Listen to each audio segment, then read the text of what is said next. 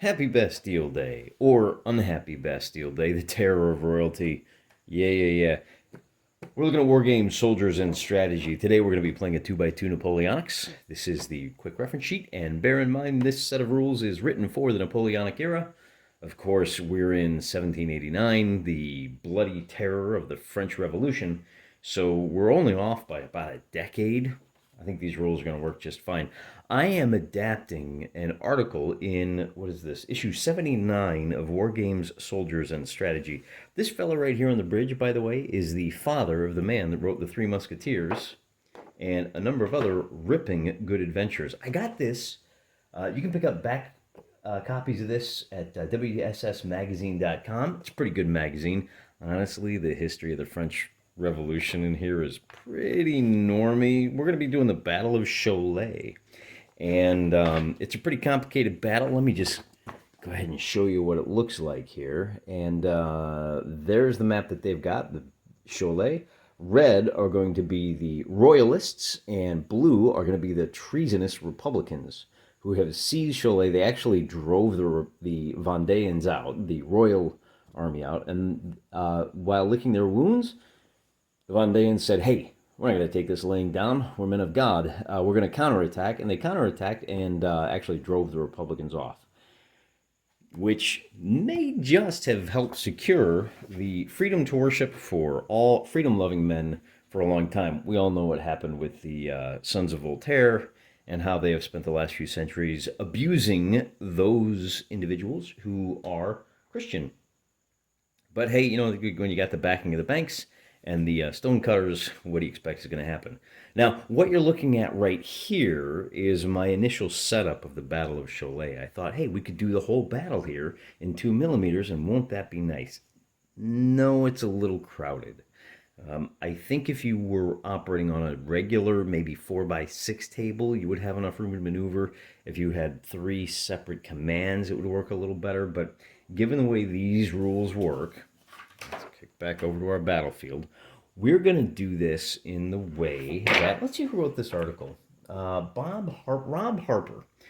He gives us orders of battle, and these are actually designed for General de Brigade or even a game like Black Powder. So if you're interested in this era, or if you're interested in trying out the Battle of Cholet, give this a look-see. I've adapted these orders of battle for 2x2 Napoleonics, roughly. We'll talk in a second about that. But the other thing that he recommends is, hey, if this is too big a battle for your setup,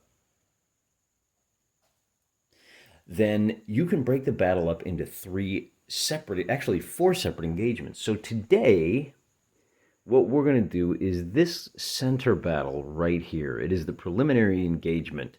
While camped up here on this heath, the Republicans, led by, make sure I get this right, Beaupuy, Beaupuy, I don't know how you do P-U-Y. They were surprised by the center columns of Bonchamps and Monsieur Delbey. He immediately sent for reinforcements back down here to Cholet, and this is essentially the preliminary meeting engagement. So, if we take a look at the forces that we have available to ourselves, the treasonous royalists only have 2 units of regular riflemen, 1 battery of foot artillery, and this is their headquarters. They've got 1 unit of grenadiers and 2 units of light infantry. On the other side of the table, you can see a much bigger force, but hold your horses. Here we see the headquarters. Now, I have combined both the forces led by Messieurs Bonchamps and Delbey together. They just have the 1 general here. They've got 1 unit of light cavalry, 3 regular infantry, 2 light infantry, and then these guys in red, and I'm using a different color uniform to help distinguish them, those are actually pikemen, if you can believe that. These are peasant mobs armed with pole arms. Now, in the order of battle that we're given, I've basically cut it in half. So Delbey would have had these, Beauchamps would have had those. I'm just going to go ahead and use them like that. The battlefield itself, if we take a look, these strings represent roads.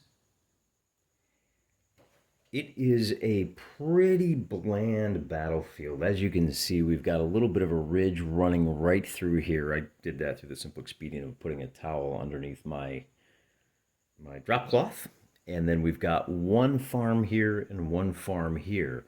Our Vendeans are going to come in on the north, and these guys are going to start right along the ridge line. They are outnumbered, but a couple of things: the hand-to-hand guys, these pikemen, are going to be attacking at a -1 compared to a -3 for the light infantry. And again, bear in mind, this is just the opening engagement to see how well these rules work out. The other thing we're going to do is now, Mr. Rob Harper points out that on the day of the battle, Boupoy threw forward his light artillery, and though effective, it set fire to the dry gorse and created a whole bunch of smoke. So every time this cannon fires, we're going to roll a d6. On a 6, the Royalists can place a smoke screen in front of the cannon, 6-inch, and increase it by 6 inches on each subsequent turn. Troops in the smoke are at reduced morale. I'm not sure why they would do that to themselves, but we'll figure it out as we go. So to set up for our initial employment or deployment, all right, so this is at the end of the first turn of movement, or the first half turn, I should say. The foot units can move a total of 4 inches when they're on the road, 3 inches off the road. And as you can see, we've got a heavy presence of our tirailleurs over here on the Republican left. So the Republicans have secured the roads. They've got a cannon to the center and a couple of light boys who are going to take advantage, and they're going to go ahead and we'll do some support here and some support here. The cannon does have a 45-degree fire arc and an 8-inch range, so essentially up to the farm, and that farm will cost an additional inch to move through on the road, or in other words, it negates that 1-inch bonus. That's all that the Republicans want to do, so we'll do our second turn of movement for the Vendeans. One other thing we're going to do is to reflect their increased morale and motivation. We're going to increase the command radius for this unit right here from 6 inches to 8 inches. It's going to give them a little bit more flexibility, and they are coming up a hill. We're going to give on melee and attacks uphill are going to have an additional -1, which is unusual, but that's to reflect how significant that ridge is. With that out of the way, we are now only with an 8-inch range. The only just that leading edge, huh? All right, I'm going to give it. They're going to go ahead and basically take their ranging shots, and I'm going to call it on a 4, 5, or a 6. It's out of range. All right, so they're still out of range, and they don't want to move anymore. They're perfectly happy with things the way they are. So the one thing, he's only got a 6-inch range, so he's going to come up and just give them that bonus for the next turn, because on turn number 3, our Vendeans, the rabble, is very excited and very happy to finally be given a chance to get back some of their own. How dare you lock my churches? The peasants have begun to adopt a little bit of formations here, and it's on to the royalists, who are content to simply wait. We are going to do our first shot. Now, the red die is going to be for effect. The blue die, if that comes up a 6, that means that the brush fire has started. We are at a total of +2. +1 because you got the leader, +1 because you're uphill, but they're at -1 because they're still shooting at long range. Anything beyond 3 inches. So total of +1 to the red die. All right, so no fire. They get a 6, and they are shooting at this guy right here. And the result of a 6 is going to be the target disrupted. So for that, we place a red disrupted marker down. Until it rallies, it may not move or fire. We only have a 1-inch range on the rest of these guys. So we move on to the next turn, and I went ahead and zoomed in here a little bit to show you how things stand. Our cavalry, the Vendee cavalry, is making a sweeping maneuver. We've got these four and these two guys are just about ready to hit the hill. They are both in range of the top, as is this column over here. These guys, if they move straight up, they are, unfortunately for them, within 3 inches now. So they are within short range, but we'll get to that in a second. Because the next thing is that player one has to rally his unit. This regular unit of muskets is only going to rally on, I think it's a, what is it? They rally on a 5+. Now they do have the commander right there, so they get a +1 for that. So on a 4, 5, or 6, they rally. Nope, so they're still stuck. And the next thing we do is player two shoots. That means these guys are going to get to shoot. So they get to shoot with a +1, and they'll just shoot at the guys ahead of them. This is their first fire, so they actually have +2 on this one. And you're looking to get a 5 or better. So a 6 means the target is disrupted. And that is their one shot until they can recover. We're going to place a disrupted marker on this leading unit. We're going to place a "you done" shot, and then we're going to do the same thing over here. And a 3 is going to be no effect, but that is their first fire. So we'll mark it with a B.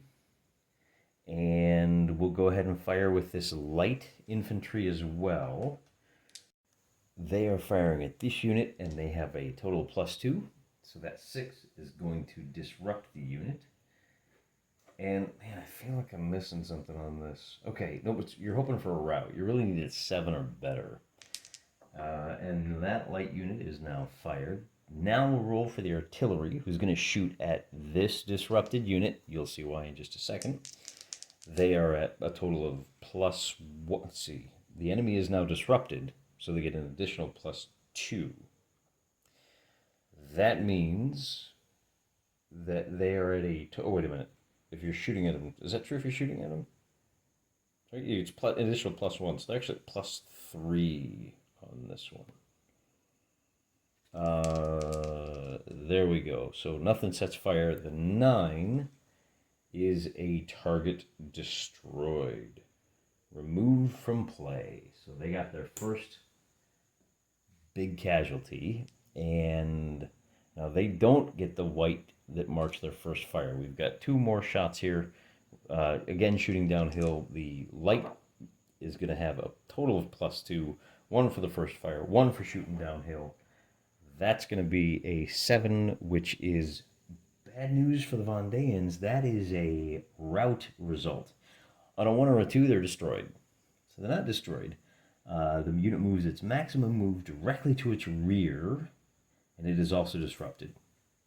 If at any point it touched an enemy unit, the routing unit is destroyed, but they don't have any. They can pass through friendly units. So they're going to move back 1, 2, 3 into the barn, and they're going to hide out there probably for the rest of the battle. Because I don't think that headquarters is too concerned about this flank at this point. It looks like he's throwing everything off to this side. And no, we've got one more. Now these guys are grenadiers. So they have an extra +1. I think they have an extra +1, don't they? No, it's just the +2. First volley. Right, so +2. A 6 is going to disrupt that unit as well. And these guys have now fired. So that's it for the first half of the turn. The second half is that the Republicans are going to move. Nope.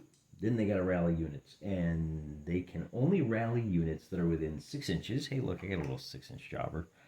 So those guys and those guys will get... Oh, you know what? They can rally regardless. They don't get the +1. So on a 5 or a 6, these guys become unpinned. And on a 5 or a 6, these guys become unpinned. So those guys can now, they get the extra +1. And then these guys are at +1 to that roll. They're not unpinned. But they are, because they're elite grenadiers, they don't need to be within 6 inches of the headquarters. That's it for player 2. Now player 1 can shoot.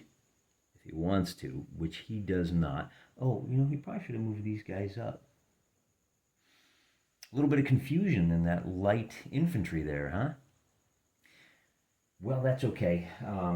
They'll just have to move now. I'm not sure what our victory conditions are, to be honest with you. We're going to move one guy to here, and we'll bring him up a little bit so you can kind of see. This guy is going to charge to here into contact. And these, let's see, the light horses can move 5 inches altogether. These guys are going to move to contact. We'll call it 1 inch to climb the hill, so they're going to have to stop there at the precipice. They are pinned for now. They are only 2 inches away, so we'll make contact here, and we'll come up to there, and I think that's just about it. No, this light infantry will charge to there. And now I think we're done with our movement. The Royalists can now rally their units. Oh, no, we're still not done. We're not done moving yet. Let's not forget these guys again. They'll move to there. Our leader can move 6 inches to here. And that way we get a chance to rally here and here. And they rally on a 6. And they rally on, well, they don't rally. So these guys are still disrupted. Then we have to resolve melee. Melee is a simple dice off. Now, as I said, the guys with the pole arms are fit and ready. They're going to be fighting at a -1 because they are not trained soldiers. They are ready for this, and so are they. So we've got a couple of different melee attacks to deal with. Well, I should check the 8 inches. Yeah. Okay. So they can't rally. They're stuck there. Can't move, can't shoot. Target is... Where's our melee? All right. Unit is... enemy is disrupted. Enemy melee with more than 1 unit, which is not the case yet. They get a +1 because they're higher. And I think that's it. Yeah, so we're gonna dice off. The colors are color coordinated. The blue is gonna be for the Republicans, red for the Vendeans. So the Vendeans win by 1, which means the loser routs. That's this guy. And a rout means roll a 1 or a 2 and you're destroyed. Nope. If not, make your maximum move. That's going to be 4 inches directly away. So he turns around to here, and we are going to follow up. We're very excited. And instead of being just pinned, he's going to be disrupted. The routing unit may pass through. It ends in a friendly unit. There we go. So on this one, again, the blue is going to be a +1. So the blue wins by 1. This guy is going to move 3 inches directly away and end his turn rooted to the spot. We have another one here. And that's going to be a little bit different. The regulars are attacking uphill. They're going to be at -1 for that.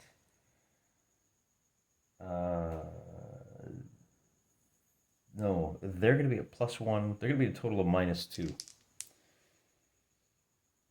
So a -1 versus a 1. Wait a minute. -1 versus a 1 is going to be a difference of 1. Loser routes. Optional follow-up. So they'll go 1, 2 is all the further they can move. Yeah, we're going to follow up. And he's not. So we follow up into the headquarters, and we have to roll for this one. They're at -3. And with a -3, that's going to be the loser is destroyed. So no more headquarters. A horrible turn of events. Monsieur Boupuy has now died. When the loser is destroyed, they are counted towards victory conditions. But we're not worried about that just yet. We are worried about, that was the melee for the Vendeans. Player 2 moves units, dices for reinforcements. Who's moving where? These guys are going to turn. And let's see. Oh, these guys are disrupted, aren't they? And, oh, wow. Okay, so that's not good. They can't move. They can't do anything. Move, dice for reinforcements.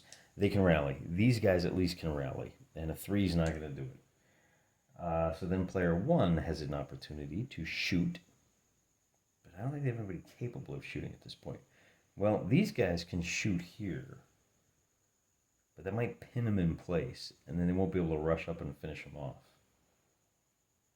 So they're going to opt not to. So no shooting. There is one melee right here. Because these guys are disrupted, they are at +1. Let's reroll that. That's going to be a 5 versus a 1, so 4 means they're destroyed. And I think that's it for the... Yep, that's it. So we move on to player 1's movement turn. These guys are going to make contact. These guys are going to do the same at 3 inches. They'll make contact there. They're going to turn and march 3 inches across. We'll bring these guys straight up the hill. Our cavalry is going to be able to move 4 since they're coming uphill. We're going to do a nice light infantry mano a mano there. We'll move to contact. We'll get up the hill and kind of actually, I guess we'll get up the hill and we'll move over this way to see what we can do about these guys. And then they'll move to contact these grenadiers. That's a bit suicidal, isn't it? Light infantry charging grenadiers. But if we can pull this off, that could be ugly. Player 1 rallies units. We've got a unit here who's not, and the next one is also not going to rally. So then it moves on to resolving melee. Here, what you do is you resolve. First, we're going to resolve this melee. And that's going to be, now they're up on the hill, they've basically kind of flanked these guys. So it's going to be a straight roll. And winning by 1, the Vendeans cause the loser to rout. On a 1 or 2, they're destroyed. They are destroyed. And optional follow-up. He's not. They're actually going to fight this guy next. However, he's at a +1 now. So the red die gets a 3, blue die gets a 5, and with a difference of 2, that's going to be a loser rout, destroyed on a 1 or a 2. Not destroyed, but they're going to have to go 1, 2, 3, and they have just enough room to get to there. And they're disrupted. And we're going to follow up. And we contact these guys in the flank, which doesn't make a difference in melee because they'll turn to face, but they're going to be at +2, so maybe that follow-up was a mistake. Right, it's +2 because they fought twice so far. That is a tie. Reroll ties. And, oh look, they won by 1. Loser routes. And they're going to go 1, 2, 3 to there. And if we have the optional follow-up, we'll take it. We're still in contact, so we do this combat. They are now at a total... Well, wait a minute. No, we're going to hold off right there. We're going to stop. Because that would be our 4th melee. they would be at +4. And although it would be +1, I think we're pushing our luck by chasing too far right now, particularly with this cavalry here waiting to hammer us. So we do have an even Stevens fight here. The red are these guys, and they lose by 2. Wait, you don't get to shoot. You lost by 2. So you're going to be, and should we pursue them? 1, 2, 3, down to there. They are now disrupted. And I don't think we do. Here, we've got a +1 versus a -3. So that's going to be loser destroyed. Easy enough.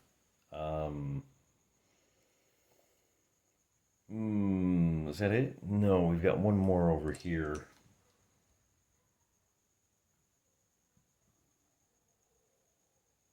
Melee unit is light infantry. They're attacking at -3. This might have been a mistake. That was definitely a mistake. That light infantry probably should have just stood off and fired away. Light infantry is a -3. That's a 0 versus a 3, and they're just destroyed. We will not do anything. It is the Republicans' turn. And all we have for movement and recovery, and the only recovery we have is over here. Well, that's not, well, yeah, we have one recovery there. So on a 4, I don't think they do it. Guards, no, Guards Grenadiers, they do, they recover on a, okay. And at least they've got their rear flank is protected, right? Now the Vendeans can open fire if they so choose. They've only got 2 units capable of doing that. And then they're pinned. I don't like that. So I don't think we'll do that. I think we'll resolve melee, which we don't have any. So the initiative is still with the Vendeans, who can now do some movement. And we're going to hit this guy. He's going to turn to face, and then we're going to hammer him with this cavalry. These guys are going to move to contact. These guys are going to rotate and go 1, 2, 3, because that's really the last unit we need to worry about. I think that's all the movement we got. No, we got one more light infantry over here. 1, 2, well, I mean, they can kind of come up there, I guess. Our leader will, why don't we move to contact this light? That way, the next order of business is recovery, and everybody gets a roll. So on a 5 or 6, on a 5 or 6, these guys on a 4, 5, or 6, they've recovered. And then on a 5 or 6 and a 5 or 6. So that's it. The professionals are ready for more. The local peasantry is not ready for more just yet. Player 2 now gets to resolve some shooting. Does player 2 have any shooting? They do not. So player 1 resolves melee. We're going to do this melee first. And that melee is going to be, well, we'll roll the dice. At even Stevens, I think it's evens, right? Yeah, okay. We'll reroll. Blue wins by 1. Loser routes 1, 2, 3, like so, and they are disrupted. Then they have to turn to face.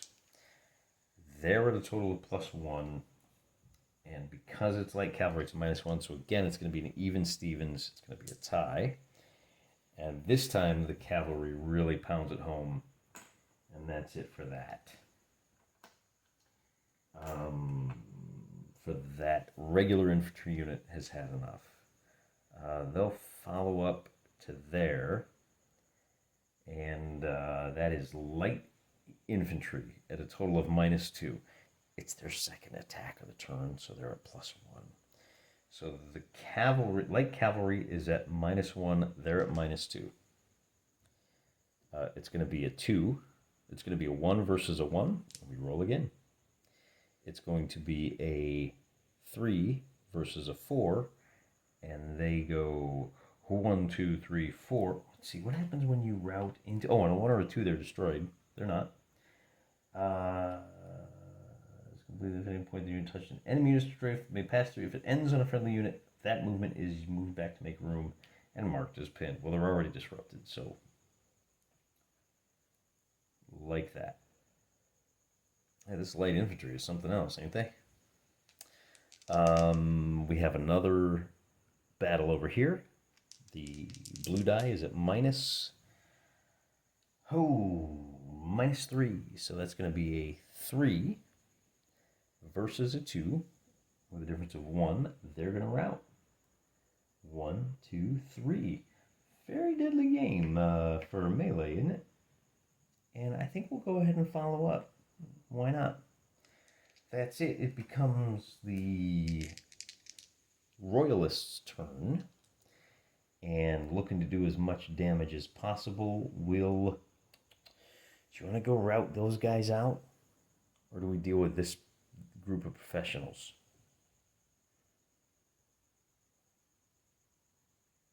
We're +1 in melee there.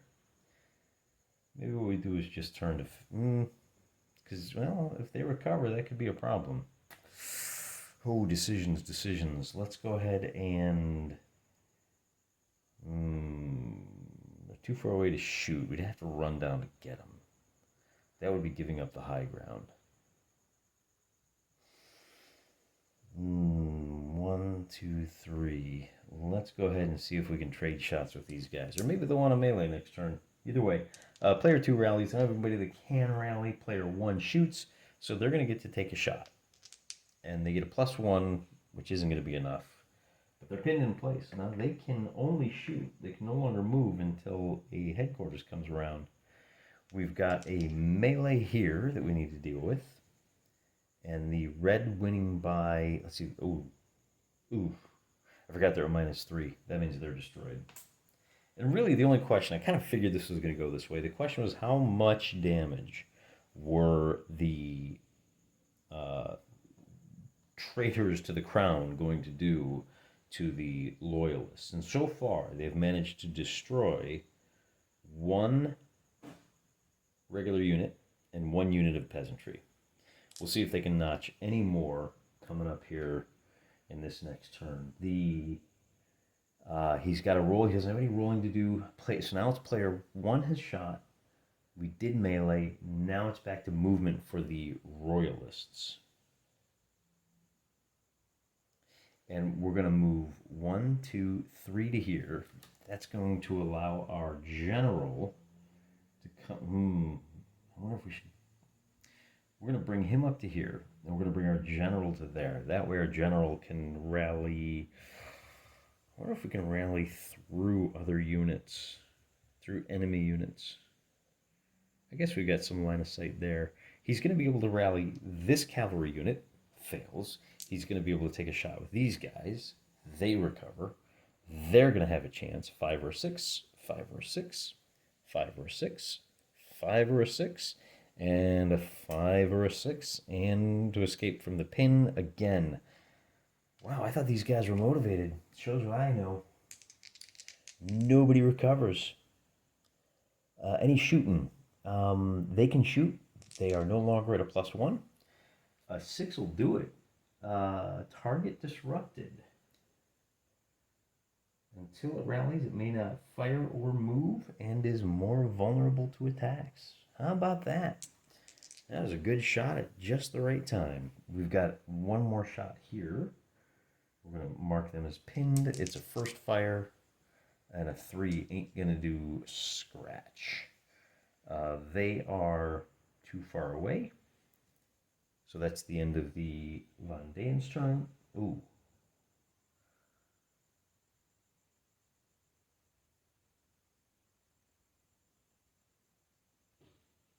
I think that's it. Yeah, we go back to... let's see, any more melee? There's no melee. We go back to these guys.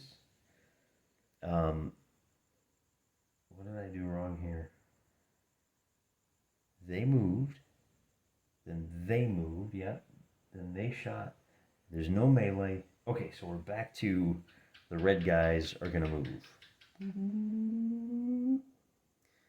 And we've only got 2 units left. So we'll charge into melee here. We'll charge into melee here. And then I think that's all the movement we got, because we got to do a lot of rally on a 5 or 6. Hey, our cavalry is back in the game. Rally on a 5 or 6. Rally on a 5 or 6. Now, we've already finished the movement phase, so they can't move this turn. We're going to rally on a 5 or 6, rally on a 5 or 6.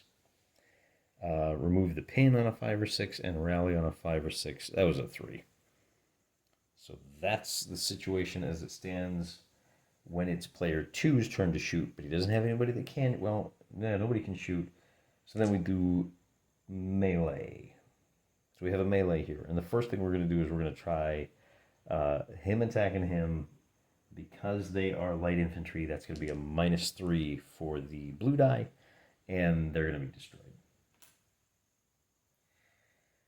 And that's it for melee. Now player 2 dices for recovery.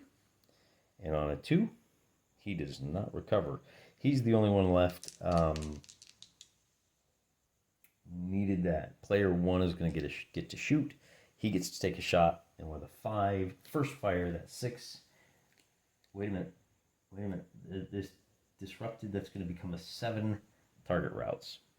So they turn and go 1, 2, 3 to there. On a 1 or a 2, they're destroyed. They're not. And that's pretty much it. I think that's the end of the game. The Royalists only have, well, I mean, how many, let's see how many casualties they delivered, right? They don't have any way of delivering any more casualties unless that guy recovers on a 5 or 6 this turn. So we'll roll 1 die to see. And see, they're not even going to recover this turn, so they're just going to be pinned there while these guys swarm them. Now, in the context of the larger Battle of Cholet, what this means is that this whole flank of this attack, Monsieur Delbey's boys, can now sweep in. And let's take another look at that map, shall we?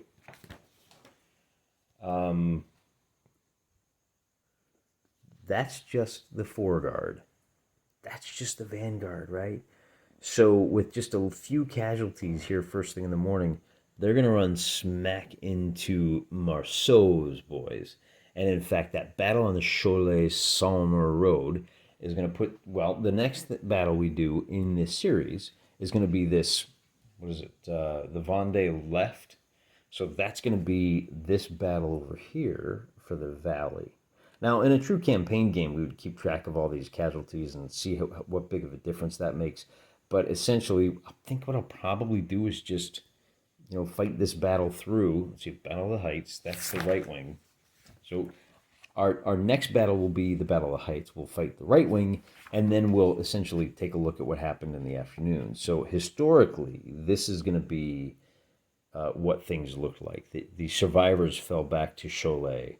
And we'll have to figure out how to incorporate that kind of built-up area into the 2x2 Napoleonics. But, you get a really good idea what the battlefield looks like here. You got a really good idea what that initial battle looked like. And, by the time this started up, these guys had time to get breakfast as these flank attacks were slow to develop. So, really interesting look at a larger battle and how you can use the 2x2 Napoleonics to fight out a much bigger engagement than your 2x2 allows for. Or who knows? I may even go ahead and say, look, reviewing it, what I'm going to do is I'm going to pull off, I'm going to use largely the same order of battle, but I'm going to pull off 1 unit of peasantry and 1 unit of regular infantry from the Vendeans, at least when it comes time to fight this rematch. And I'll have to look at it once I get it set up. I may actually pull off, say, look, we got a couple of disrupted here. We finished with a couple of disrupted there. I may pull off a couple more of those peasantry till Tyroliers, melee skirmishers, guys with pole arms charging guys with guns. You got to respect that level of dedication. You got to respect that bravery. And kind of a mini campaign here, but I think it's worth doing. I'm praying for you.